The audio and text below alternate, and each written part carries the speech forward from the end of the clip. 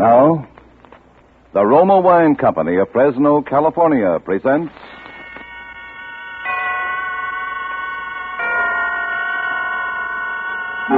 Suspense.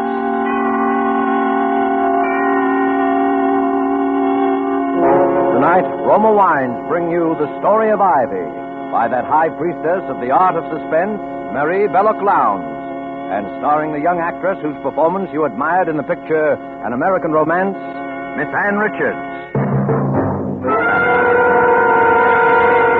Suspense is presented for your enjoyment by Roma Wines.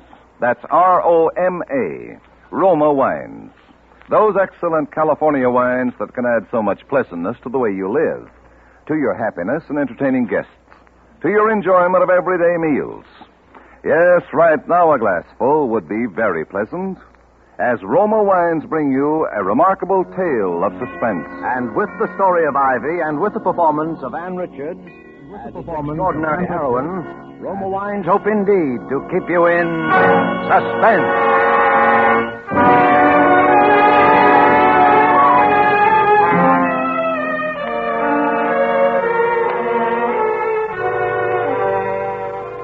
The Story of Ivy. Ivy Lexton's own story is told to Victoria Matthews, an exclusive feature of the Morning Herald. I wrote it in the first person, Mrs. Lexton. I hope you don't mind. Oh, it doesn't matter, so long as the story is accurate. You can understand my anxiety, Miss Matthews. After all, I owe it to my public. Yes, of course. Perhaps you'd like to read it through and make suggestions before signing the release? Oh, if it's not too much bother. On the contrary, hearing it in your own words would be a decided help to me. Very well, Miss Matthews. I'll read it out then. Are you comfortable? Would you like anything? A cigarette, perhaps? Oh, it's unfortunate that I have no maid here with me at present. Thank you. I'm quite comfortable. Please go ahead, Mrs. Lexton. Very well. Chapter 1. I was born in Hobbs Court, Soho, and I was christened Ivy Gudge. I hated my name, and I hated the sordid surroundings into which I had been born. And while yet a child, I made up my mind that wealth and position should be mine at whatever cost. As a child, my favorite book was the story of Nell Gwynn, the commoner who became the favorite of a king. And one sentence of Nell's, in the face of all her success, made an indelible impression on me. It was this: in life, I have never sought anything that did not seem to have been placed in my hands by Providence itself. At the close of my first season as an actress, our show was bankrupted by an embezzling manager, and I was left stranded in the provinces and stone broke. Many great gentlemen had shown me attention and showered me with presents, but I sought assistance from none of them. And it was Jarvis Lexton, a young man whom I'd scarcely noticed, who came to me in my hour of need. Ivy, I know there are hundreds of men who adore you. Men with titles, wealth, social position, much more than I can offer. But there's not one who loves you more than I do. Will you marry me, Ivy? And I said yes, because it was offered. We were frightfully happy that first year of our marriage, and Jarvis was so generous, humoring all my little whims, spending much more money on me than he could afford. It always gave him a thrill of boyish pleasure to see my portraits in the newspapers and magazines, with captions such as, "The beautiful Mrs. Ivy Lexton, wearing Vionette's latest creation," or "Mrs. Jarvis Lexton's ascot with Lady Hampton and Lord Rushworth." He kept a scrapbook of them and really seemed quite pleased about everything, until one day. I say, Ivy, don't you think you're being seen and photographed a bit too much with this fellow Rushworth? Oh, but darling, I thought you liked having me hobnob with the peers of the realm. What about this other chap, Roderick Gresham? You know, it does seem a bit thick for me to work my head off 12 hours a day, figuring out ways to finance your clothes and jewels so you can be photographed with other men. It's got to stop in any case, Ivy. We're broke. Oh, you mean our money is all spent up? We're wiped out. The bailiffs attached my office furniture. I can't even pay the rental on this flat. Oh, what are we going to do, Jarvis? I'll let you figure that one out. You're so good at spending money, perhaps you can think of a way to make some.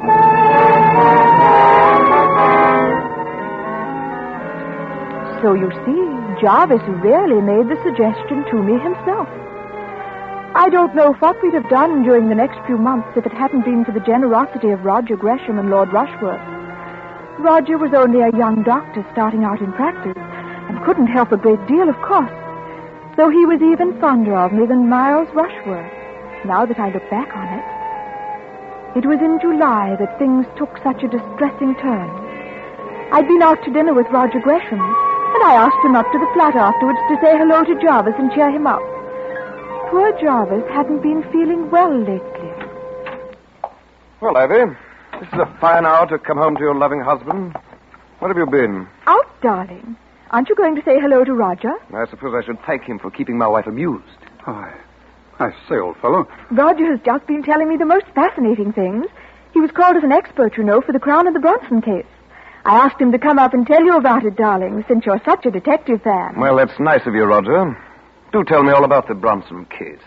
Well, there was nothing so interesting about the murder itself. It was just a simple case of arsenic poisoning. You don't say.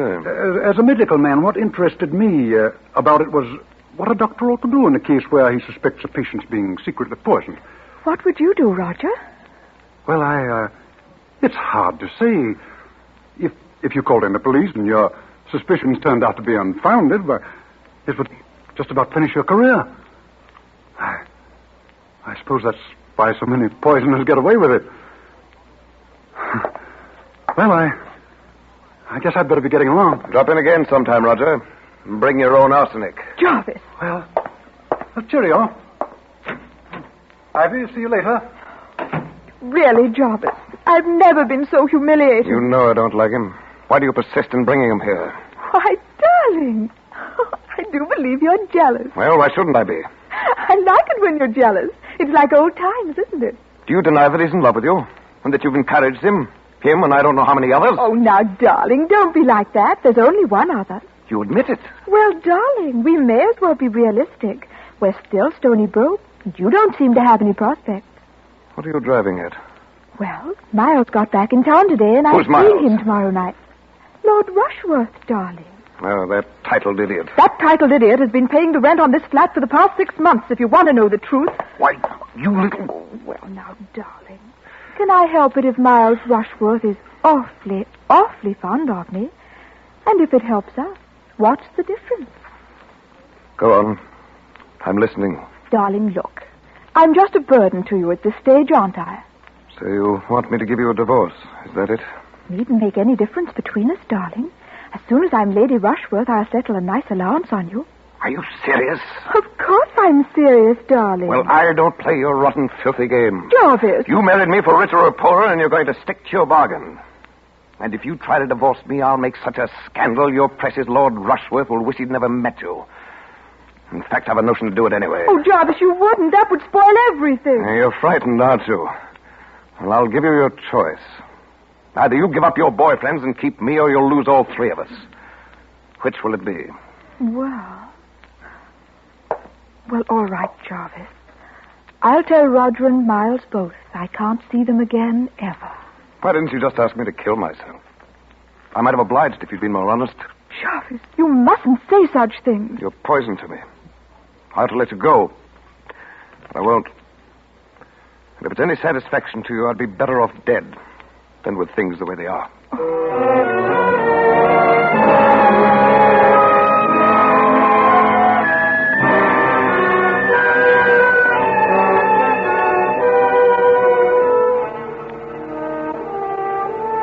So you see, Miles, I simply can't go on seeing you. It isn't fair to Jarvis. Is he being fair to you? You don't understand. I'm all he has left now. You're so good, so innocent. Can't you see he's just holding on to you out of spite?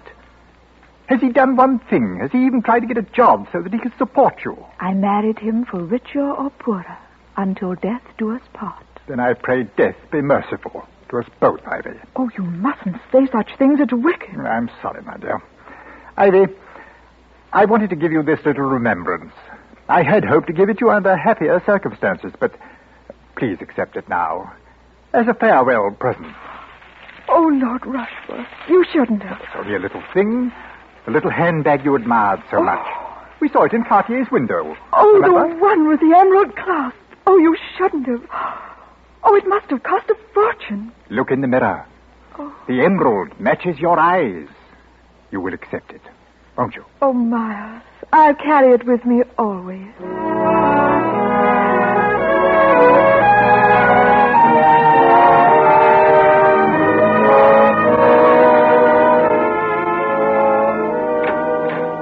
Ivy, darling, come in. Oh, I was just in the neighborhood, Roger, and I thought that Here, let me take your things. I say. Oh, what a smart handbag. Real emerald, isn't it? Yes, Miles gave it to me. Isn't it lovely? You know what it means, accepting a present like that from him? Oh, don't be silly, Roger.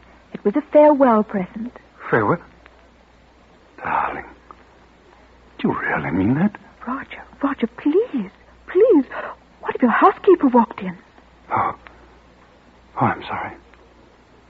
Well, come along, darling. Come in here. I was just putting up a prescription. What a queer sort of room. I never knew a doctor's surgery looked like this. Weren't you ever in here before? No.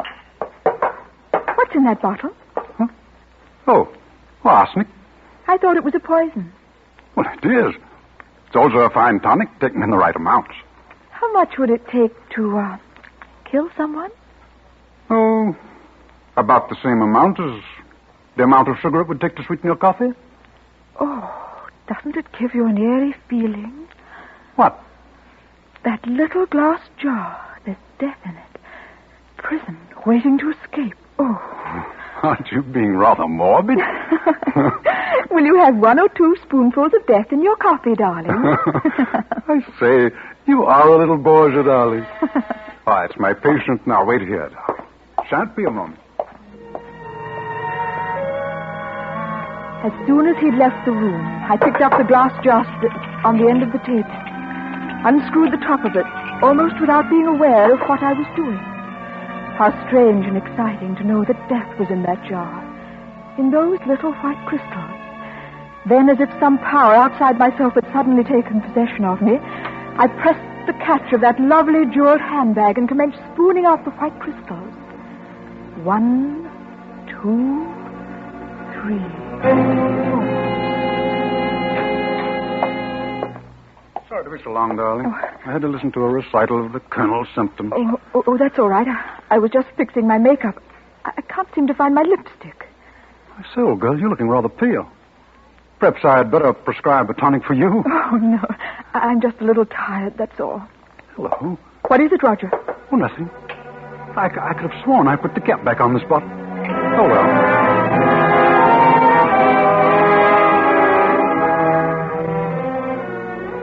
On the bus, all the way back to Kensington, I kept wondering why I had done that funny thing. It seemed as if everyone was staring at me and at the little handbag with the emerald clasp. In a momentary surge of panic, I wondered if they'd guessed my secret. The little white crystals of death I had carried away with me. For what? For whom? Then of a sudden it came to me. Providence had placed in my hands the means of helping my poor, unhappy husband.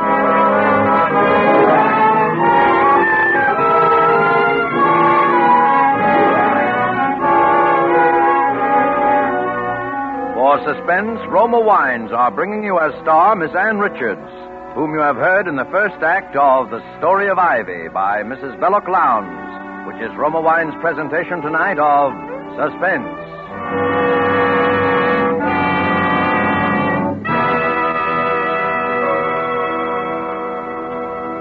Between the acts of Suspense, this is Truman Bradley for Roma Wines.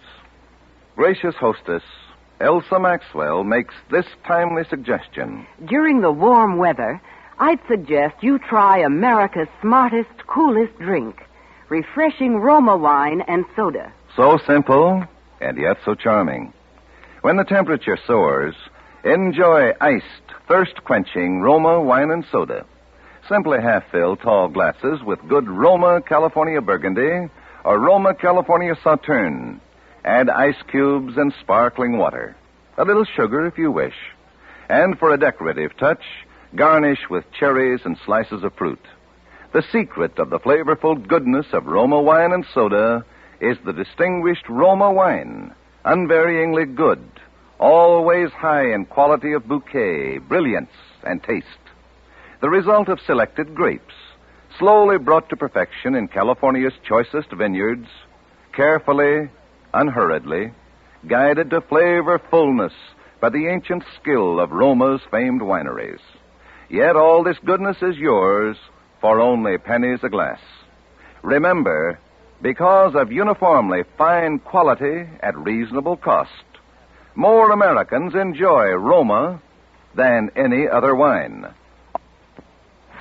R-O-M-A, Roma Wines. And now Roma Wines bring back to our Hollywood soundstage Ann Richards, who continues the story of Ivy, a play well calculated to keep you in suspense.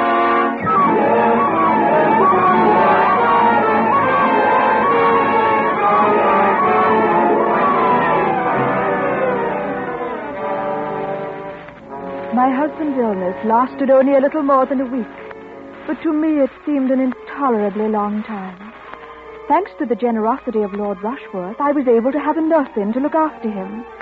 But I couldn't help wishing there was something more I could do for him. I'd used up nearly all of the poison I'd carried away that night from Roger's dispensary. But instead of the merciful death I had hoped it would bring, it seemed only to cause poor Jarvis to suffer more pain. There were only a few grains of the white crystals left in the bottom of the little handbag with the emerald clasp, and I hadn't the heart to go on with it. Besides, Jarvis' doctor was commencing to ask too many questions. I decided to consult another physician, and under the circumstances, Roger Gresham seemed the wisest choice. Ivy, I came the moment I received your message. It's suffering so dreadfully, Roger. I hadn't any idea it would be so painful. You hadn't any idea what? Oh, I mean, he complained of a stomachache, and suddenly in the night... Where is he? I'll have a look at him. In here. This is Dr. Gresham, nurse. How do you do, Doctor? Jarvis, I've asked Roger to look at you. You don't mind, do you, dear? Get him out of here. I've been poisoned. He's the one who poisoned me. Get him out of here. Poor boy. He's been that distracted, he has. I'll just prescribe a little sedative for him, nurse. I'll go and order up some tea, Roger. You will stay, won't you? Yes, thanks. Oh, Mrs. Lexton, I was just looking for you. Dr. Berwick is waiting in the drawing room with another gentleman, Mum. I'll see what they want. Order up some tea, will you, dear? Oh, there you are, Mrs. Lexton. This is Inspector Orpington. Inspector? Scotland Yard, ma'am. Oh. Dr. Berwick tells me he has reason to suspect that your husband is suffering from arsenic poisoning, Miss Lexton. Oh, I don't understand. Your husband keeps speaking of someone named Roger Gresham. Is that the name, Dr. Berwick? Yes. Why, that's Dr. Gresham. He's in there now with my husband. Good Lord. Well, come along, Inspector. You'd better wait here, Mrs. Lexton. Never until that moment had I realized how foolish my actions had been. Surely now they would suspect poor Roger. But how could I have known it would take Jarvis so long to die? If there had only been someone to confide in. I felt so alone. I'll have your license for this, Gresham. Do you hear me? But look here, Berwick. Mrs. Lexton never told me there was another doctor on the case. Oh, is that true, Mrs. Lexton? Why, yes. Dr. Gresham is an old friend of mine, and I saw no harm in his looking in. Well, nevertheless, I shan't sign the death certificate, not till there's a post-mortem. Death certificate? I'm sorry, Mrs. Lexton. It's our painful duty to inform you that your husband has just passed away. Oh, poor Jarvis.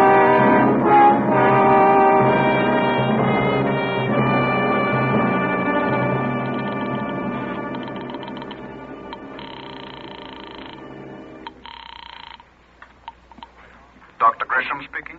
Roger, it's Ivy. Ivy, why haven't you called me before?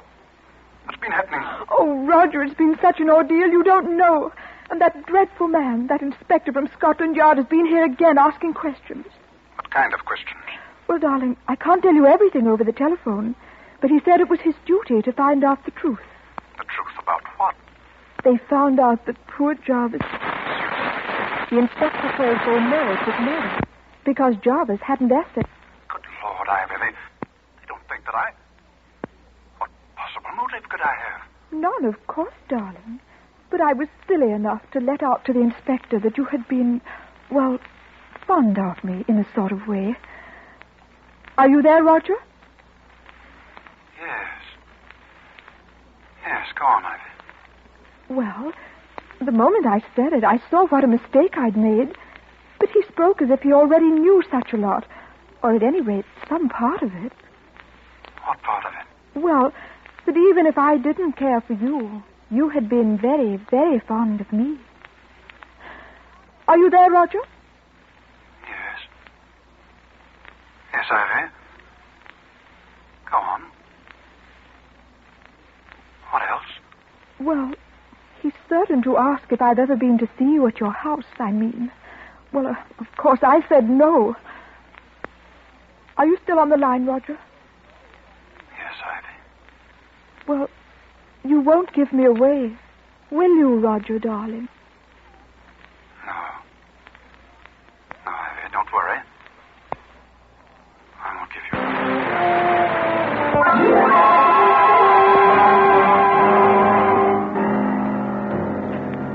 Roger Gresham. The jury, after a careful and patient hearing, have found you guilty of the willful murder of Jarvis Lexton. The sentence of the court upon you is that you be taken from here to a lawful place of execution, and that you be there hanged by the neck until you There, be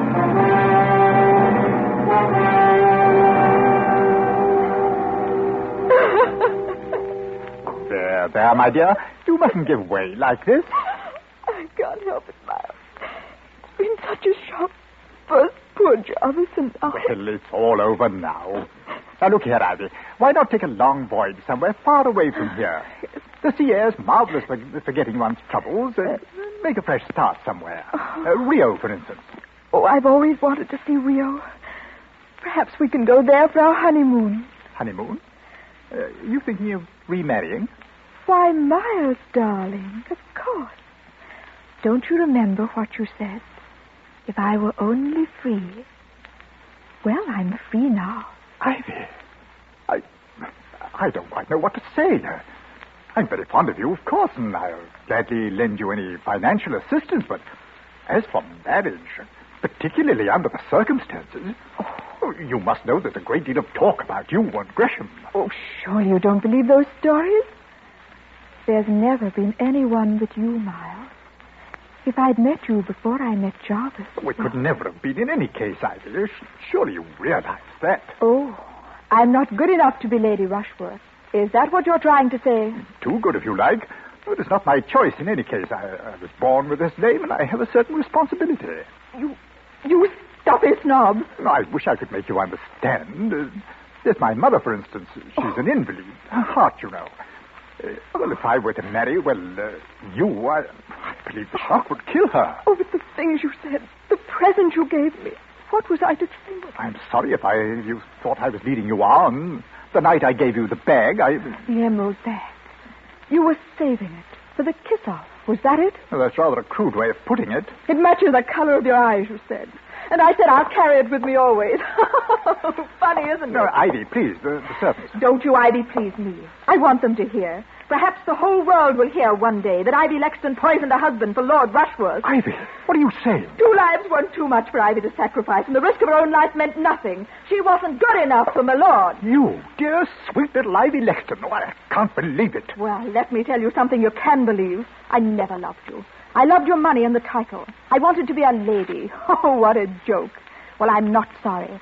I've always hated your kind deep down inside me. Cowards, all of you. Anything to save face, anything. Roger Gresham going to the gallows because he's too much of a gentleman to tell the truth. That I was in his flat the night Jarvis was poisoned. You let an innocent man be hanged? If he'd loved me as he pretended to, he would have killed Jarvis. If he'd been a man instead of a gentleman. If any of your kind were real men. Well, I've had enough of it. Take your foul present. Pretty little thing, isn't it? A little handbag. And so expensive, too. The emerald matches my eyes, does it? Get out of here and take it with you. No, thank you. I'm not in the market for emeralds this season, my lord. They cost too dear.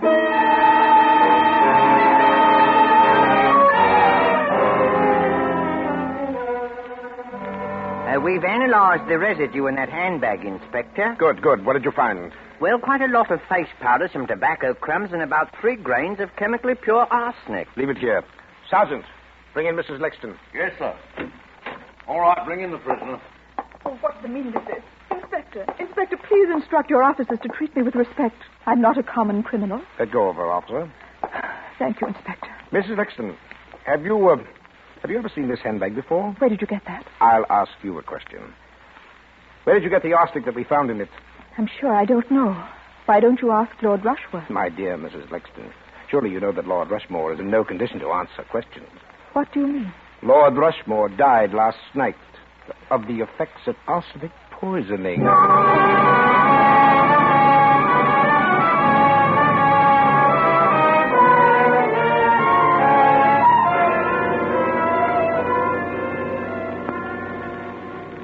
And so, as my story draws to a close, it's a comfort to me as I sit here in the condemned cell to know that so many loyal friends still believe in my innocence, in spite of all the ungentlemanly things the Crown Prosecutor said about me during the trial. I was especially gratified at the tribute paid to the costumes I wore in the witness box. One admirer has written to compliment me on my delivery and the poise I exhibited under cross-examination. I am told that my remarks were clearly audible in the very back row of the spectator seats, in spite of the overcrowding. And on the final day of testimony, I received that greatest of all the tributes an actress can command. My audience was moved to tears. And so, in spite of all the misfortunes that had befallen me and my loved ones, I have at last realized my life's ambition. The end. Well, Mrs. Lexton, does it meet with approval? Well, I think you might point out that I killed Lord Rushworth, too. Of course, between you and me, my dear, I really didn't. It must have been suicide. But, you know, it makes a better story. And, please print the photograph that was taken of me outside St. Paul's after my husband's funeral. That was the smartest frock I ever owned. I think that can be arranged, Mrs. Lexton. And, how much did you say your paper is going to pay me for my story? £200. We thought that quite generous. Mm-hmm. Well, it's not much. But it'll come in handy. They're hanging me next week, you know, and I haven't a thing to wear.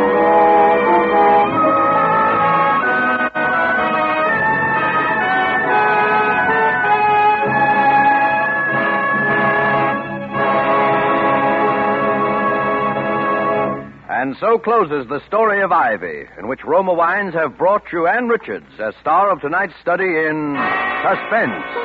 Suspense is produced, edited, and directed by William Spear. Before Miss Richards returns to the microphone, let me say a word for Roma Wines, the sponsor of Suspense. Famed hostess Elsa Maxwell recently said this about gracious entertaining. Serving glorious amber golden Roma California sherry is truly a distinguished expression of hospitality.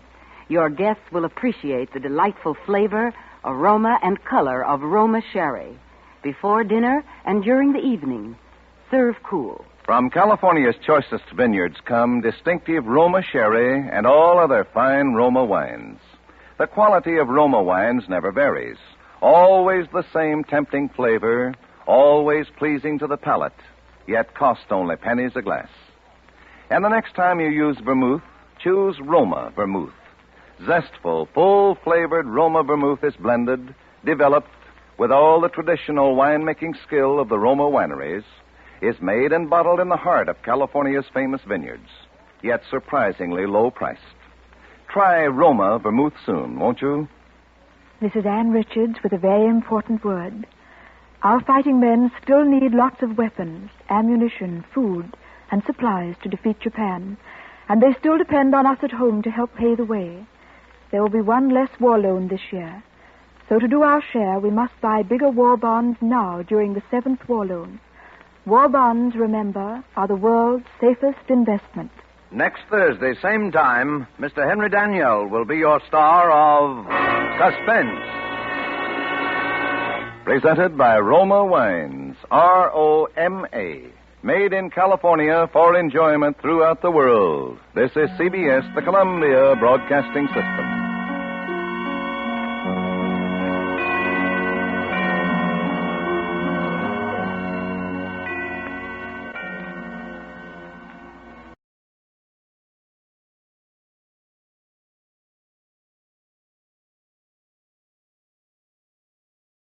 Now, the Roma Wine Company of Fresno, California presents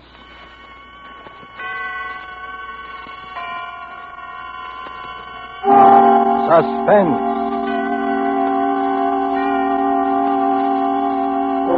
Tonight, Roma Wines bring you the distinguished actor, Mr. Henry Daniel, as star in a play especially written for Suspense by a contemporary master of crime fiction, John Dixon Carr. Suspense is presented for your enjoyment by Roma Wines. That's R-O-M-A, Roma Wines. Those excellent California wines that can add so much pleasantness to the way you live, to your happiness in entertaining guests, to your enjoyment of everyday meals. Before we bring you Henry Daniel and our suspense play, here's a brief message from famed hostess, Elsa Maxwell.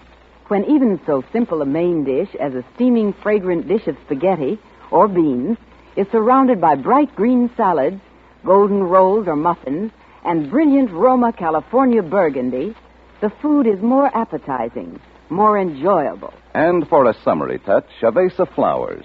Perfect color complement to the deep, rich beauty of Roma burgundy. You'll enjoy the fruity, robust taste, the tart piquancy of distinguished Roma burgundy, served cool. Truly a masterpiece of fine winemaking. Like all Roma wines, Roma burgundy is unvaryingly good, always high in quality of bouquet, rich in color and taste.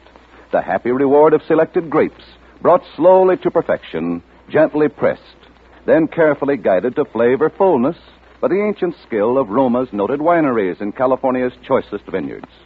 Yet all this goodness is yours for only pennies a glass. Remember, because of uniformly fine quality at reasonable cost, more Americans enjoy Roma than any other wine. R-O-M-A, Roma Wines. Yes, right now a glassful would be very pleasant, as Roma Wines bring you a remarkable tale of suspense. And with the dealings of Mr. Markham, and with the performances of Mr. Henry Daniel in the title role, and of Joan Loring as Judith, and Gavin Gordon as Ronald, Roma Wines hope indeed to keep you in suspense. This is the story of a man who commits murder and gets away with it. Does the idea shock you? Do you believe that justice must always be done? But let's be honest with ourselves. You and I needn't be cynics to know that justice is very seldom done. Innocence flinches. Guilt is childlike and bland. Innocence is imposed upon. Guilt can compass all things, even a successful murder. And I know this because I was the murderer. Because I was the murderer, you say? Oh, no. Inquire at Scotland Yard. I was the victim.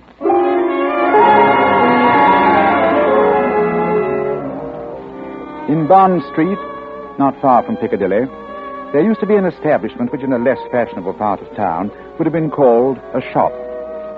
On the windows, in letters as discreet as a visiting card, were the words, Charles Markham, antique dealer. Such a delightful fellow, Markham. Such a character. 30 years ago, yes, as long as that, this antique shop was a dingy place, despite deep carpets and crystal chandeliers. It rustled with the ticking of 100 clocks. It was shadowed by damascened armor and the loom of tall tapestries. And late, one summer night, when the shutters were long closed on those windows, a four-wheeler drew up before that door on the gas-lit street.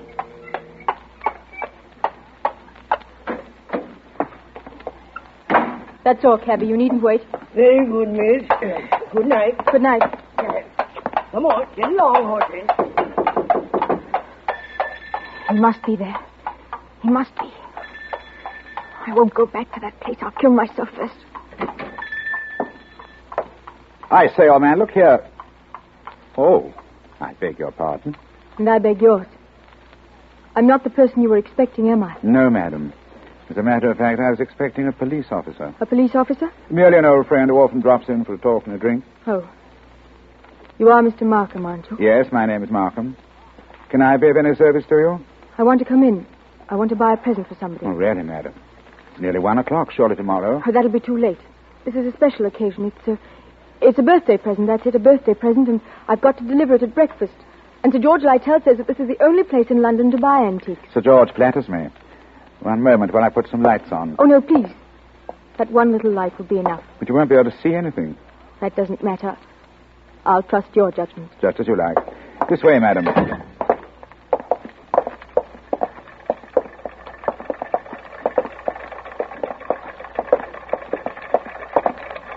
What's that? That noise? You mean the clocks, madam? There are more than 100 clocks in this room. I'm very fond of them. Might I interest you, perhaps, in a clock? No, I hate them. All the same, this grandfather clock might amuse you. What about it? Observe the signature. Johannes Carver, Londini. Fecit A.D. 1752. You could see better, madam, if you raised that veil. I'll keep my veil down, thank you. Just as you please. But look at the clock. I open the glass face like this. I push the minute hand forward like this. 1 o'clock and all's well. What? 1 o'clock and all's well. What was that voice? Only the clock, madam, nothing more. The clock spoke? Clever, isn't it? A device of old John Carver, anticipating Mr. Edison's gramophone by more than 100 years. But you don't like clocks? No. May I ask whether the present is for a lady or a gentleman? It's for a man. Has he some knowledge of antiques? No. Yes, I mean... Furniture, perhaps? Porcelain? Bronzes? Tapestries? Weapons? He might be very much interested in weapons, yes. Then I imagine his name is Mr. Ronald Gilbert. Will you tell me, Miss Ray, why you really came here tonight? So you know who I am? Naturally. You're Miss Judith Ray. Why did you come here? I wanted to see what sort of a man you actually were. And have you found out? No. But I won't go back to prison. I won't. As you will. But since this is to be a business conference, Miss Ray, and I imagine it is... Yes. Then suppose we go into my office here at the back of the shop. Will you precede me? Thank you. You must excuse the dust covers I put on the chairs here. I am leaving for a holiday tomorrow and the shop will be closed. When I return next week, Miss Ray, I shall expect the amount requested. In cash, of course. But I can't raise £2,000. You ought to know that. Your fiancé could raise the money, I imagine? Ron. Do you think I'd know Ron? Let Ron know where I've been and what I've been? It's better than having his father learn it, surely. Sit down, Miss Ray. I'd rather stand, thank you. Now, that's a very foolish gesture. But the ladies will do it. They think it gives them dignity and shows their disdain of the poor blackmailer. You see, I've no bones about it. I am a blackmailer. You seem rather proud of yourself. Why not? I'm the one person in England, perhaps in the world, who has made it a large-scale business. Congratulations. What is all life but blackmail? The child says, if you don't give me what I want, I'll scream. The grown woman says, if you go on behaving like this, I'll leave you. Your sex, Miss Ray, are blackmailers from the cradle. You know Charles Graham? Yes? I wonder if anybody has ever hurt you very much. Hurt me? What do you mean? When you talk about the world and people in general, your face goes white under the eyes. You pick up that letter opener from the desk. Not a letter open. Now, please, Miss Ray. A Medici dagger. 16th century work. It isn't the money that really interests you, is it? I don't understand. You hate the world. You just want to torture people as you think you've been tortured. Isn't that so? This is a very sharp dagger, Miss Ray. If I throw it down on the desk, it sticks. Like that. Isn't it so, Charles Markham? My motives, Miss Ray, aren't in question. I wonder. Whereas your motives are. Let me see. 10 years ago, in 1903, a certain girl called Letty Wilson, your real name, I believe, fell in love with a rather contemptible underworld character named Arthur Akers. Please. No humiliation was too great for her. She worked for him, lied for him, stole for him. I was only 18. I didn't know what I was doing. This girl, for a very shabby theft, was sentenced to 3 years' hard labor at Holloway Prison. 5 months later, she escapes from prison and disappears. All these years afterwards, she appears in the West End as Miss Judith Ray, fashionable milliner. Haven't I made up for it? Haven't I? No. For one mistake after 10 years? That's the way of the world, my dear. I didn't create it. And I'm forgetting the best part of the comedy. This paragon of virtue next falls in love with Mr. Ronald Gilbert, son of Major General Sir Edmund Gilbert. Such a respectable family, too. Stop it, please. Then shall we say £2,000? Suppose I did raise the money. I don't know how, but suppose I did raise it. Well? What guarantee would I have that you wouldn't ask for still more money? I probably shall ask for more money, Miss Ray. That's my privilege as a blackmailer. Then I'm never going to be free of you. Is that it? Frankly, that's it. Unless I kill you, of course. What if I did kill you? People have threatened death before, but they haven't meant it. Maybe I mean it. Well, we can easily test you out. There's a sharp knife sticking in the desk in front of you. I'm going to get up and deliberately turn my back on you. Like this. Be careful, Charles Markham. As a student of human nature, I'm curious. How much will you risk to keep this secret? Have you the courage to kill and risk hanging? Yes, I think I have. What was that? Aren't you glad you held back at the last moment, Miss Ray? I said, what was that? That, my dear, was the front door bell. Probably my friend Inspector Ross from Wigmore Street Police Station. Come in, old man. Make yourself comfortable. I'll be with you in a moment. You wanted me to try to kill you, didn't you? No, I was merely curious. And in any case, Miss Ray, it would be useless to kill me. Useless? Why? Because I shouldn't die. Don't talk rot. It's quite true.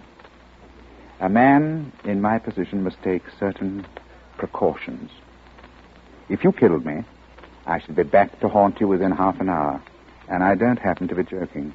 Come in.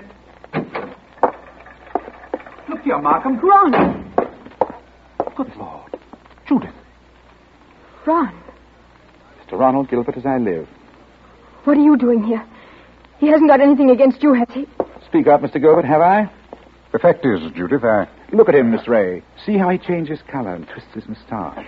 And altogether resembles a boy caught at the jam cupboard. The perfect picture of a gentleman being a gentleman. Look here, Markham. I'm not very clever. You can always make a fool of me when you start talking, so let's stop talking. I brought the money. What money? My fee for keeping quiet about you. So you went to Ron, too. You told him about it. Naturally. If possible, always sell your wares in 2 markets. How much money? Never mind, Judith. I hoped I could do this without your knowing. How much money, Ron? 3,000. That's all I could raise. Has he told you who I am and what I've been? Look here, Judith. Who the devil cares who you are, what you've been? I happen to be in love with you. Oh, never mind. Let's get out of here. Ron, it's no good. He'll only come back for more money. I know that. But what else can we do? Nothing, I'm afraid. What's that knife doing there, stuck in the desk? Nothing dangerous, I assure you. No. Only a curio. It is sharp, of course. Miss Ray was much interested in the dagger. May I have that envelope with the money, please? There you are. Take it. Thank you. As I explained to Miss Ray, I'm leaving tomorrow for a holiday. Hence the general disarray and the dust covers on the chairs. I'm glad we could settle this affair, as you'd say, like gentlemen. This is your job, I suppose, Markham. You can't help being what you are. But never again as long as you live. Well? Never even say that word, gentlemen. Be careful, Ron. Look at his face. Tell me, Mr. Gilbert, how much money is in this envelope? You heard what I said. 3,000 pounds. Then take it back, my friend. I find we can't strike a bargain after all. What do you mean? Just what I say. Here's your money. You will now oblige me, both you and Miss Ray, by leaving my shop. What do you mean? What are you going to do? Tomorrow morning, perhaps even tonight, I shall get in touch with the police. I shall tell them where they can find Letty Wilson, alias Judith Ray. You can't do that, Markham. Oh, yes, he can. You've hit him where it hurts. 3,000 pounds, my friend, is not enough compensation for the way you talk. There's the way through the shop. Shall I escort you to the front door? No. You prefer to stay here and make a fool of yourself? You're not going to tell the police, Markham. I promise you that. And how are you going to stop me? With this. Ron, put that gun away. It's a funny thing, Judith. I felt a bit of a fool, you know, bringing this revolver along here. But now I've got a use for it. Oh, yes, I've got a use for it. Maybe the best thing would be for me to go into the street and call a policeman. You'll never get to the street, Markham. Get back in here. So both of you, it appears, came here under false pretenses. You said you wanted to pay me some money. The money's still there, but you've lost your chance to get it. And our dear Judith said she wanted to buy a present for you. I showed her this grandfather clock here, this talking clock. Don't go a step beyond that clock, Markham. I warn you. Wouldn't dare. Wouldn't I? No. And I'll call your bluff. 1 step, 2 steps. Run! Oh. I know your whole silly tribe. You wouldn't risk... You wouldn't... What's happening to me? Don't try to grab at the clock, Markham. It won't save you. You wouldn't risk your life. You wouldn't risk your family position. You would... 1:15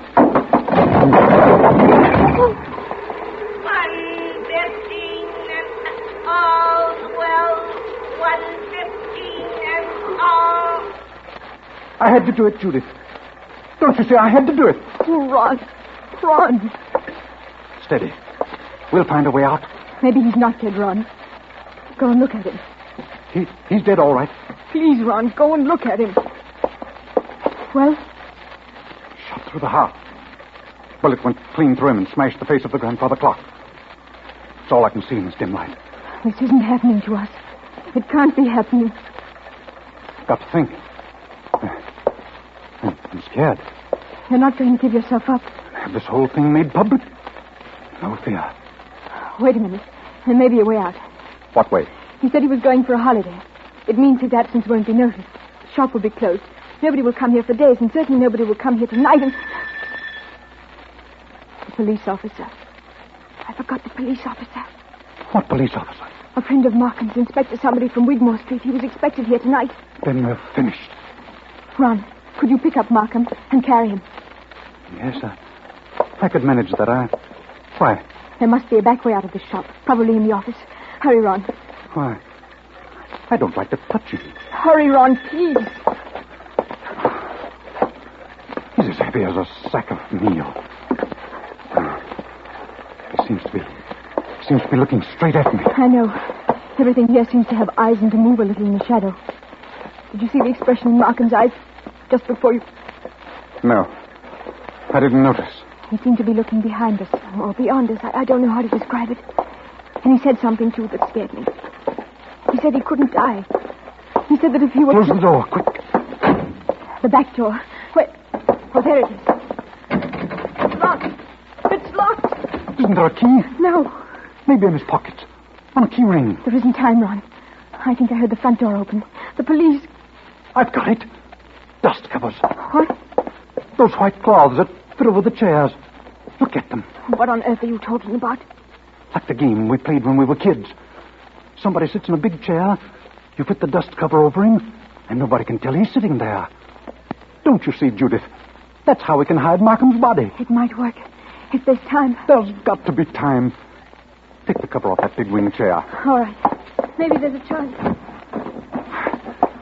We'll fit him into it. There. Now, put the cover back again. Pull it down around the feet. Don't let it touch his chest. Blood will show through. There. That's got it. You can't see anything now, can you? No, but... Ron. Well? What did you do with the gun? Gun? The revolver, the gun you shot Markham with. Right. I put it down on the floor when I picked up his body. Out in that other room? Yes, I'm afraid so. Oh. It's too late now. Judith, the police are here. What are we going to say? I don't know. Trust your wits and try to brazen it out. Yes? Come in. Good evening, Miss Ray. Good evening, Mr. Gilbert.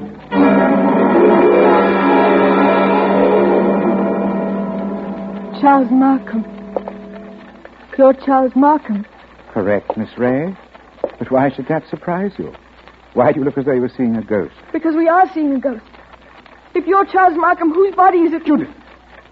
Be careful. Body, Miss Ray. Did you say body? Miss Ray's upset. She doesn't know what she's talking about. If you killed me, I should be back to haunt you within half an hour. That's what you said. Indeed. My dear young people, you're very welcome. But the situation is surely a little odd. I come in here and find you two looking as guilty as a pair of murderers in my private office in the middle of the night. There's nothing odd about it. I wanted to buy Judith something. At 1 o'clock in the morning? Yes, why not? May I ask how you managed to get in? The front door was open. We just walked in. And you say there was nobody else here? There's nobody here, Mr. Markham, not a living soul. Then you didn't by any chance meet my brother? Your brother? Brother? Yes, my brother, Robert. You couldn't have mistaken him if you had seen him. He looks so much like me that few people can tell us apart. Then that's it. Poor Robert often deputizes for me. He's learned to act like me, think like me, talk like me. But he doesn't like the work much. Of course, you know what my work really is. Your brother? Yes. My brother Robert is an idealist. He thinks, poor fellow, that my profession is beneath contempt. He acts the part and acts it well because I pay him. And I find it useful to have a double who will run risks for me. What have you done with this body? We haven't done anything with him. My friend, if you've killed Robert, you've committed a totally useless murder. You don't see him here, do you? No. But I see his handiwork. Meaning what? I've warned him many times about throwing a knife down on a polished desktop. These scratches on the desk are fresh scratches. Oh. Of course, if you give me your word of honor he's not here. Of course he's not here. Well, in that case, all we can do is sit down and make ourselves comfortable. Will you sit there, Mr. Gilbert? And you, Miss Ray, how about the wing chair by the window? What's wrong, Miss Ray? Why don't you sit down? Because I prefer to stand, thank you. Then perhaps you won't mind if I sit in the wing chair. It's a very comfortable one. My brother always Don't says... sit down there. No, don't sit down there. So that's it. Yes, that's it. What's the use of going on with this? I killed him. You admit that? Yes, I admit it. But Judith has nothing to do with this. I swear she hadn't. My telephone, you notice, is against the wall. I shall have to turn my back to you when I ring. Ring where? Wigmore Street Police Station. Give him a chance. Please give him a chance. Hello? Operator. I want Regent 0586. I won't let them take you, Ron. I won't. No good, Judith. I killed a man. I meant to kill him. That's all there is to it. A very sensible attitude, my friend. And if the lady has any idea of flying at me with that knife, just notice what I've got here. A .32 revolver, one chamber fired, picked up off the floor in that other room where... Oh, hello? Wigmore Street Police Station? For the last time, Mr. Markham, won't you give him a chance? Be quiet, Miss Ray. May I speak to Inspector Ross? Please, Mr. Markham. Hello, Inspector. Charles Markham here. I understand you were going to drop in and see me tonight. Oh, I see. Well, naturally, business before pleasure. As a matter of fact, I rang you up to make sure you wouldn't come here tonight. I've got a lot of work to do, and I'm leaving for Eastbourne early tomorrow morning. Let's make it some other time, shall we? No, Inspector. It's as quiet as the grave hereabouts. I've never known a more peaceful night. Goodbye. Why did you do that? Please don't excite yourself, Miss Ray. Didn't you hear what I told the inspector? Yes. Is this some more trickery? Trickery? How can it be? I don't know. That's what I'm asking you. I should call it generous when I let my poor brother's death go unavenged. You're not doing this without a reason. Naturally not. Has it occurred to you, either of you, that I might not want my business dealings revealed in court? What are you driving at? Has it also occurred to you that a man's double, who looks exactly like him and shares all his secrets, may become a danger rather than an asset? He knows too much. He wants too much. And so... I think I understand. You're glad he's dead, aren't you? Not glad, my dear. You shocked my brotherly feelings. But definitely relieved. Look here, you can't get away with this. Get away with it, sir? Come now. Aren't you forgetting that you're the murderer? Then what are you going to do? It's very simple.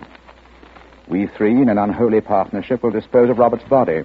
Or would you rather hang? He's got us, Ron. There's no other way. But how can we dispose of the body? Oh, this seems worse than killing him. It's a filthy, cold-blooded... Practical necessity. As for disposing of the body, nothing is easier. We shall simply gather the necessary materials and then...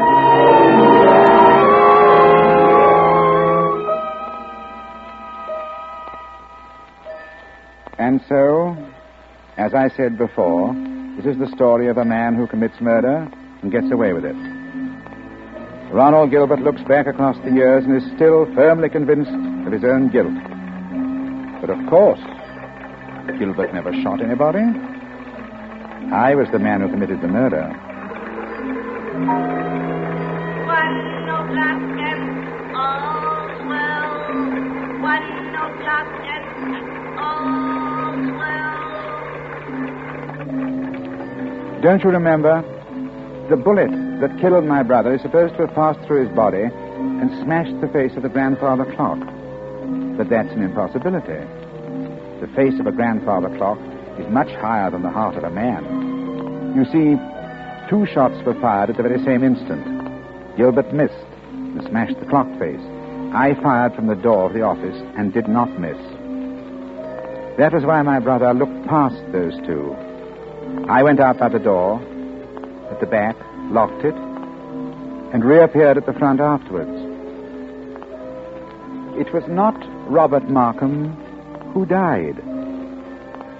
I am Robert Markham. It was Charles who died that night, and I killed him to stop forever the wholesale blackmail that was poisoning the lives and blasting the hearts of 1,000 half-crazed people. His records I destroyed, his correspondence I burnt. He's dead and gone. I have assumed his name and his identity ever since. Yes, I committed a murder. And yet, if you sat on a jury, dare you say that you would condemn me? Oh, come now. Would you?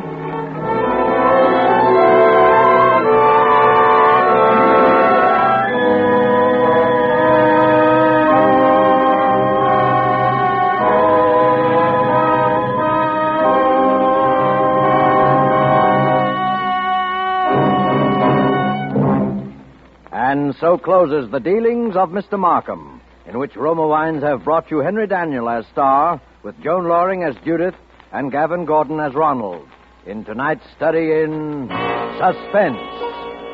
Suspense is produced, edited, and directed by William Spear. Before Mr. Daniel returns to the microphone, this is Truman Bradley with a word for Roma Wines, the sponsor of Suspense. America's famed authority on hospitality, Elsa Maxwell, recently made this suggestion for gracious entertaining. Your friends will compliment your good taste when you serve delightful Roma California Tokay with coffee or dessert, with nuts and fruit, enjoyable at any time, served cool. A most timely suggestion for Miss Maxwell. You'll find flame bright Roma Tokay velvety smooth, moderately sweet, light, yet delightfully rich. And you'll find Roma wines always delicious, of unvarying fine quality and goodness. And the next time you use vermouth, choose Roma vermouth. Zestful, full-flavored Roma vermouth is blended, developed, with all the traditional wine-making skill of Roma wineries. It's made and bottled in the heart of California's famous vineyards, yet surprisingly low-priced. Try Roma vermouth soon, won't you? This is Henry Daniel. For a long time, I've looked forward to making an appearance on Suspense, and I hope that I shall be invited for a return engagement. Now, here's something important. Every dollar invested now in the 7th War Loan, which ends this Saturday, is a fighting dollar that paves the way to victory over Japan and is an invested dollar stored for your future security. Buy an extra war bond or 2 by Saturday and do your share in bringing the 7th War Loan to a successful close. Henry Daniel is currently being seen in RKO's production, The Body Snatcher. Joan Loring is currently being seen in the Warner Brothers production, The Corn is Green, and will be starred on Suspense at a later date. Next Thursday, you will hear Mr. George Coulouris as star of Suspense. Presented by Roma Wines, R-O-M-A, made in California for enjoyment throughout the world.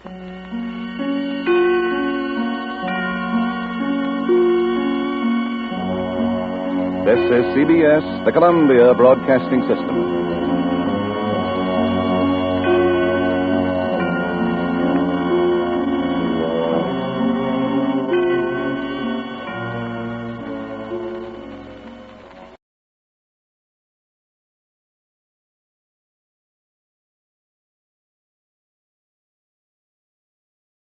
Now, The Roma Wine Company of Fresno, California presents Suspense. Tonight, Roma Wines bring you the distinguished actor, Mr. George Coulouris, as star in The Last Detail, a suspense play produced, edited, and directed by William Spear. Suspense is presented for your enjoyment by Roma Wines. That's R-O-M-A. Roma Wines. Those excellent California wines that can add so much pleasantness to the way you live, to your happiness in entertaining guests, to your enjoyment of everyday meals. Yes, right now a glassful would be very pleasant as Roma Wines bring you a remarkable tale of suspense. And with The Last Detail, and with the performance of Mr. George Coulouris as Professor Moffat, Roma Wines hope indeed to keep you in suspense. Something escapes me. One small detail in all the incredible events of these last weeks. And without it, the pattern is incomplete. I think I dream about it. Yes, I'm sure I do. But I've lost the ability to reconstruct my dreams. I wake up with only a fragment, a ridiculous shred of my unconscious mind. I dream that I'm in my laboratory, standing before a rather large cage. An assistant's beside me. What are you doing, Professor? Huh? Oh, hello, Pete. I'm recording the behavior of this great ape. Oh, everything he does, huh? Yes. At times I almost believe he's able to reason. But of course, that's impossible. This the one you call Carlotti? He calls himself Carlotti. And look, times I almost believe he's able to... Now he's pretending that he's the scientist. He's taking notes on me.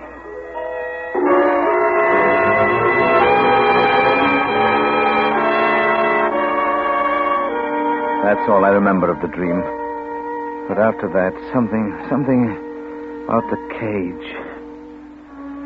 Well, as a scientist, I should be able to reconstruct from what I actually saw and heard. I'll take a cue from my dream. I'll set down all that happened as dispassionately as Dr. Kohler recorded the behavior of his renowned chimpanzees at Tenerife. Yes, I'll be completely objective. In the first place, I must remember that much of what happened was accidental. Happened through blind chance. It was purely fortuitous that I should be living in that house on Van Ness Avenue in San Francisco. And no one could foresee that I would be there, alone. I was sitting in my study, working on a paper for the university. A paper on instinctual behavior of the spider crab, and the doorbell rang. As I say, I was alone, as I'd been ever since Janet went away. So I opened the door myself. Yes? We're taking a census. A census? Yeah, it's about housing. Special survey. What's your name? Huh? Oh, Leland Jennings Moffat, Ph.D. Leland Moffat. Occupation? Professor of Comparative Psychology, Golden Gate University. Professor... Professor will do. How many people in this house? I'm the only resident. Only one, huh? No wife? No. My wife's been away for about 6 months. Roomers? Boarders? No one. I live alone. Old house, isn't it? Yes, I'm told it was built before the fire. Yeah, it looks it.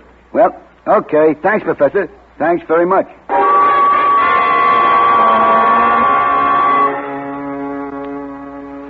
Yes, that was the beginning. A week later, I got the letter. Dear Professor Moffat, I'm only an amateur in your field, comparative psychology, but I've made a discovery in my private laboratory which I want you, a foremost authority, to check for me. If you find my observations have been correct, I'd also like you to take full credit for the discovery, since I dislike publicity. To avoid premature and adverse notice, please tell no one about this, but phone me collect for information. Anthony Carlotti. Carlotti Realty, Los Angeles. Well, Janet would have been wary of such a letter, but I suppose the one weakness of a higher intelligence is that it's slow to simple animal suspicion. But in any case, I phoned Mr. Carlotti at once. His secretary told me that if I caught the morning plane, Mr. Carlotti would meet me at the airport in Los Angeles.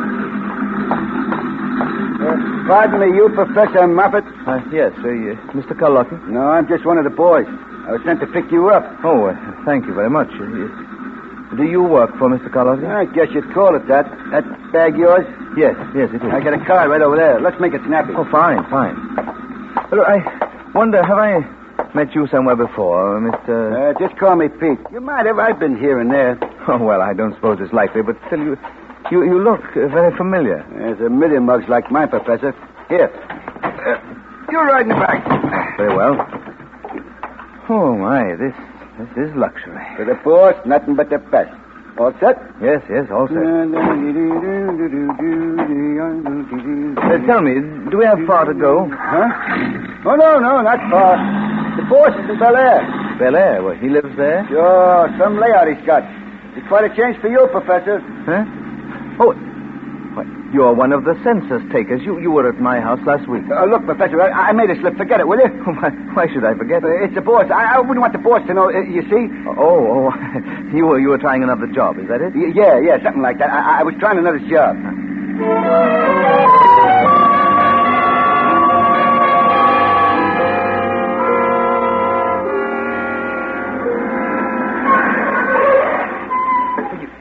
Mr. Carlotti lives here? Yeah. Some shack, huh? Slip me that bag, Professor, and I'll take you to meet the boss. Oh, thank you. Well, is his laboratory here in the house? His which? His laboratory, where he conducts his experiments. Oh, no, he doesn't do an experiment here. Come on. Some layout, huh? Swimming pool and all them flowers. Yes, and the house must have 20 or more rooms. Closer to 30, I bet. After you, Professor. Huh? Oh, thank you.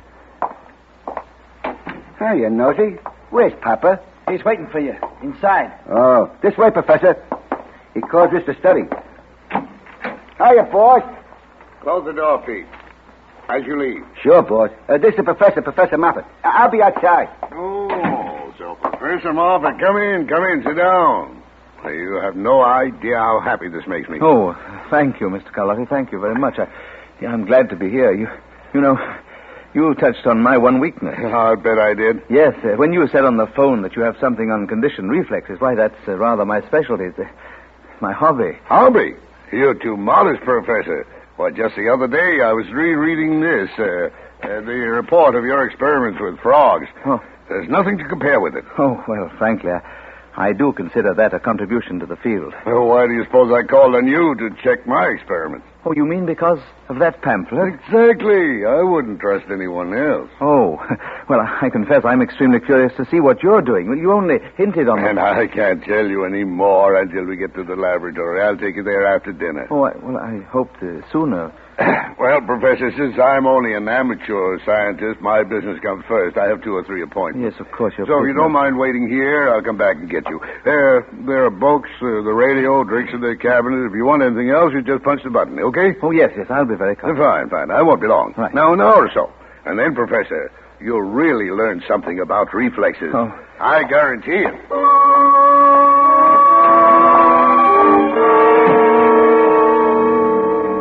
He went out, and I took a book off the shelf and settled down to read. Yes, but my mind wandered. Mr. Carlotti intrigued me. He certainly wasn't an intellectual in either appearance or manner. Altogether a bit coarse, ruthless-looking. And I was quite sure that his capacity for abstract thinking was limited, to say the least. Yet the report on my labyrinth experiments with frogs had been stimulating to even so dull a mind as his. Well, I walked over to his desk and looked down at my pamphlet with a feeling of some little satisfaction. I picked it up and idly flipped the pages. And it was then I realized that something was terribly wrong.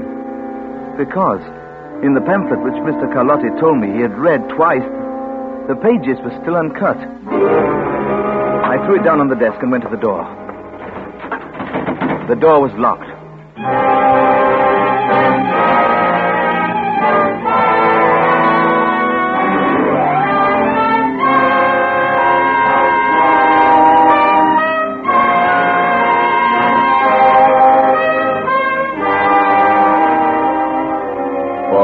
Suspense. Roma Wines bringing you a star, Mr. George Coulouris, in The Last Detail, by Eleanor Beeson and Harriet Krause, which is Roma Wines' presentation tonight of Suspense.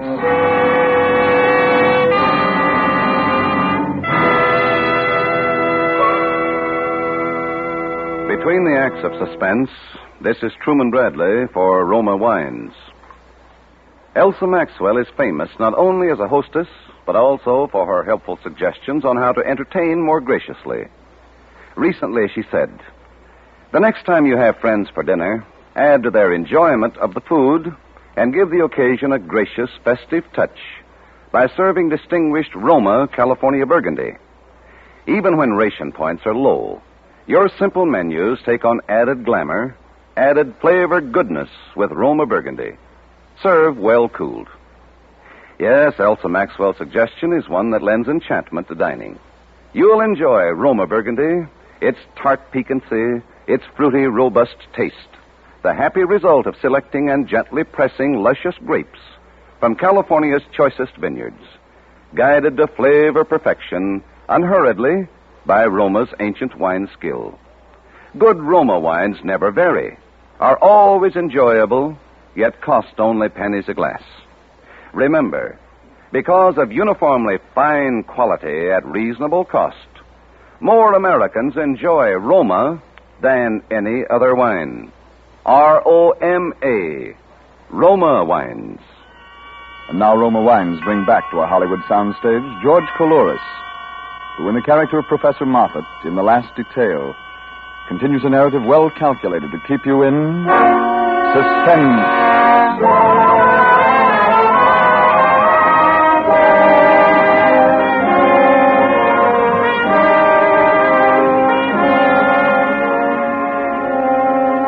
I regret to say it, but when I found that door locked, I actually lost my temper.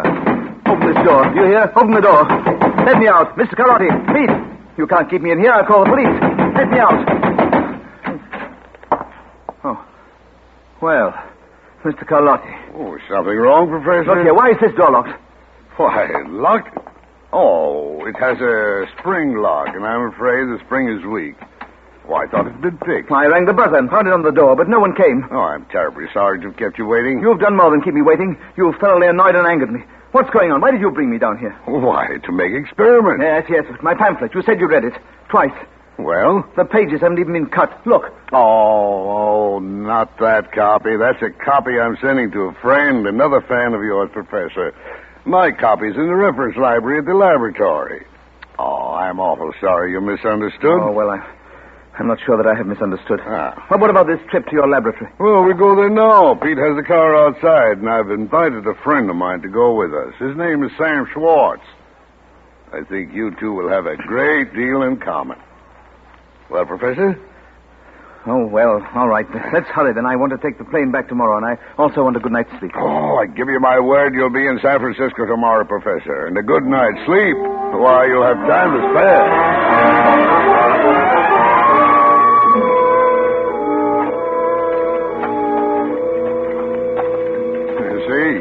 Pete knows you're in a hurry. He's got the motor started. Here, you're riding back with me, Professor. This is Sam Schwartz, the friend I told you about. Oh. How do you do, Mr. Schwartz? Hello, sucker. That's right, Professor. Climb in. I forgot to say that Sam tries to be funny.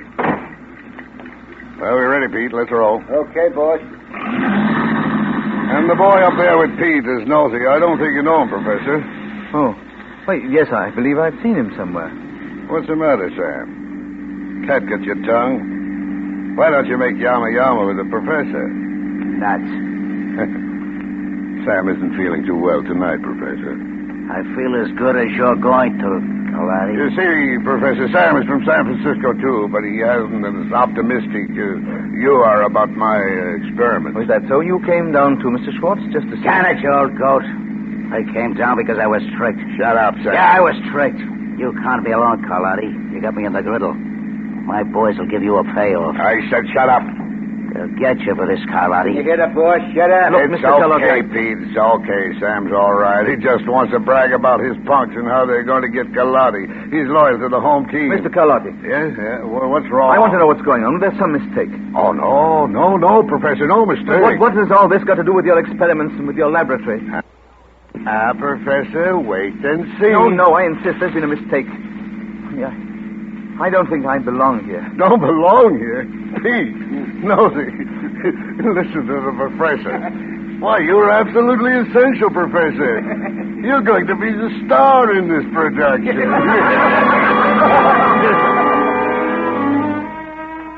I knew then that events had gotten rather beyond me.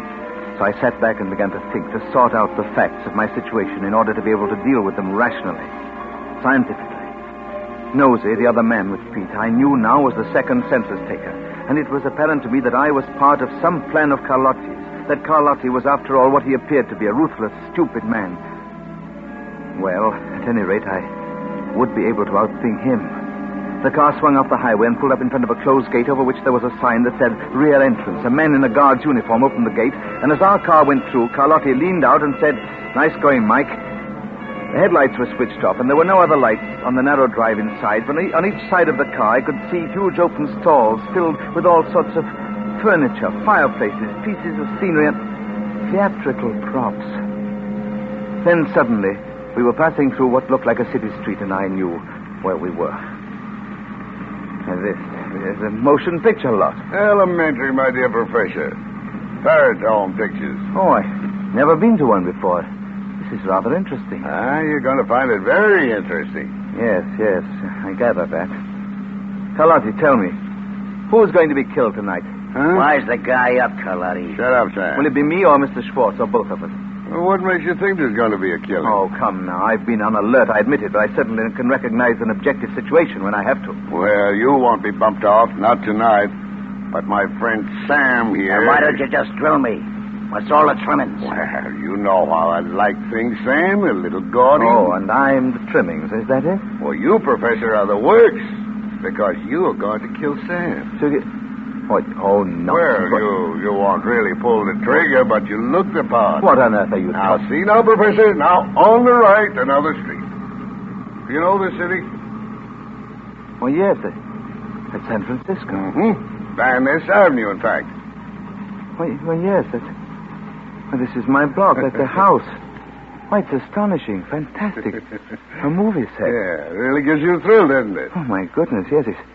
What a passion for detail Hollywood must have. Yeah, they really do it right, don't they?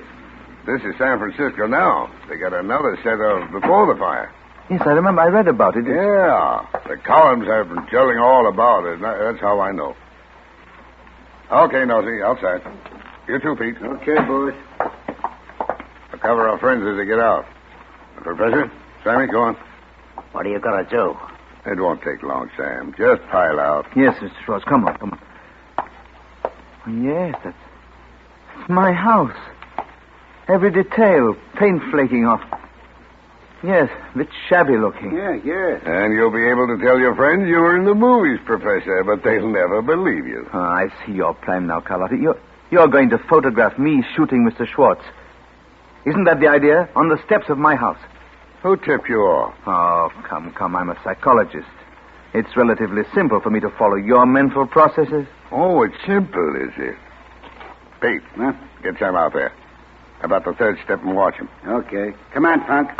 My boys will figure this one, Carlotti. Get going, Sam. Man, I told you. They'll break you. Let's go, Neil. So it's simple, Professor, eh?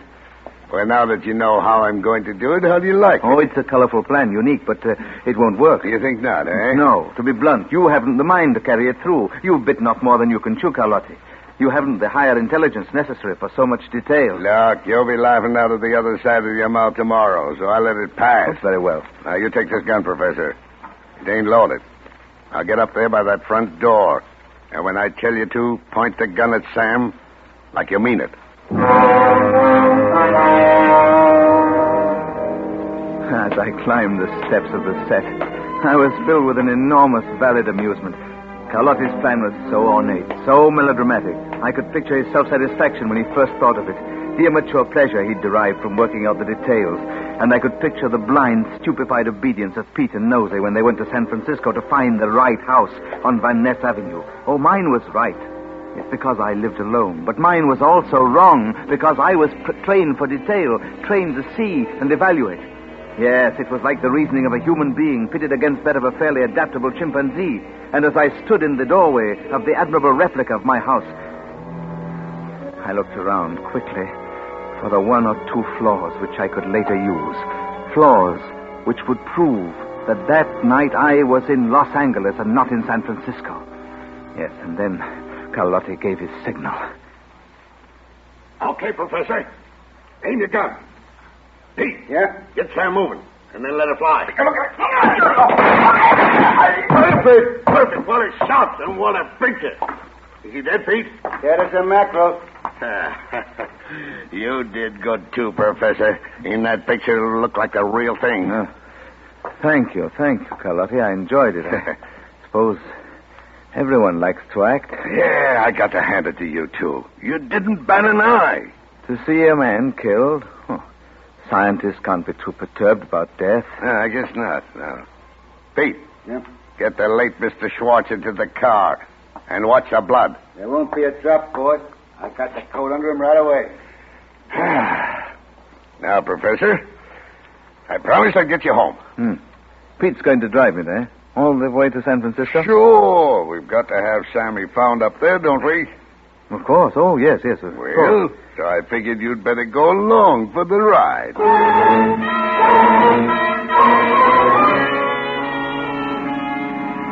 What a strange trip. I sat in the back with my feet on Mr. Schwartz, and Nosey sat beside me and covered me with his gun. We drove slowly through sleeping towns in order not to arouse suspicion, but on the long stretches of open road, Pete drove at a terrific speed. And all the way I was completely calm and at ease. Yes, the corpse would be found somewhere in San Francisco, with something on it to send the police after me. And then they would have the picture of me shooting Sam Schwartz on my own front step. And Carlotti would be safe with alibis in Los Angeles, 420 miles away.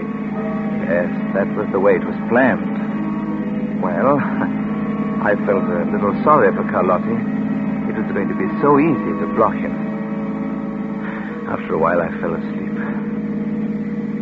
I woke up just as the car stopped at the curb in front of my house. Excellent driver, Pete. Thanks. Yeah, we made good time. Okay, Professor. Out. Oh, no, you don't have to wave that gun at me, Nosey. After all, I'm home. I live here. Yeah, and I'm going in with you. Until Pete has time to attend to a couple of other arrangements. Yes, of course. He has to dispose of the body. He has to tell the police and give them the picture. You know everything, don't you? Okay, Pete, get going. I'll meet you later. Sure thing, Nosey. Same time, same place. Hey, we just made it in time. Another hour, it'd be daylight.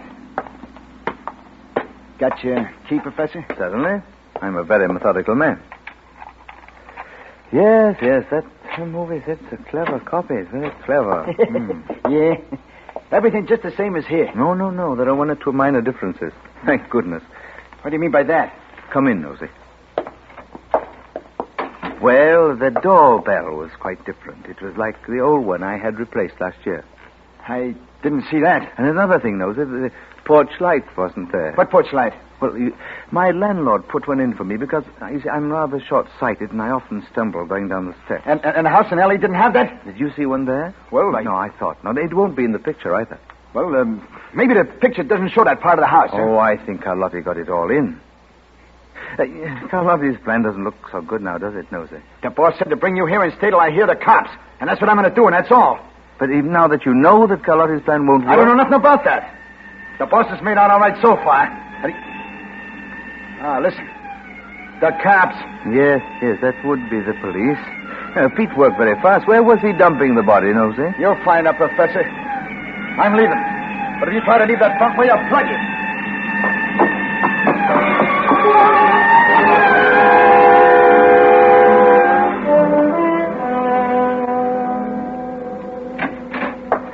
Yes, come in, gentlemen. I was expecting you. You, Professor Moffat? That's right, and you're from the homicide squad. Come in. Hey, how did you know we were coming? You found the body of a man named Schwartz, and someone told you I killed him, right? No, we didn't find any body.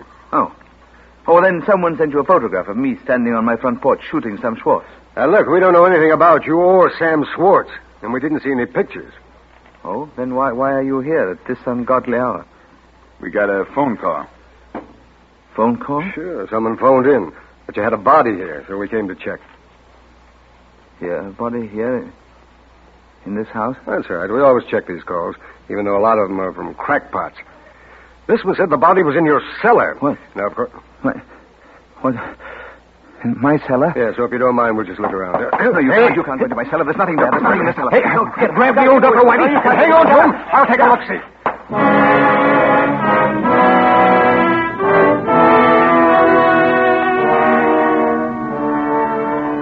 Then I knew it was no use. Then I knew they'd never believe what had really happened that night.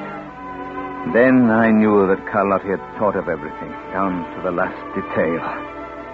Except one I'd thought of. Because in the cellar, there were two bodies. The body of Sam Schwartz that Pete had put there that night, and the body of Janet, my wife, whom I'd murdered 6 months before. Oh, yes. Now I remember my dream. The rest of it. I'm standing in my laboratory, beside a cage. Only I'm in the cage, and I'm watching Carlotti. And Pete's there, and Carlotti is talking.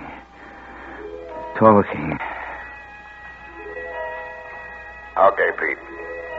Lock him up. I've seen all I wanted for today. Gives me the willies.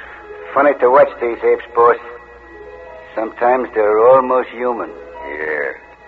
Look at him now. He's pretending he's taking notes on us. He's pretending he's a professor.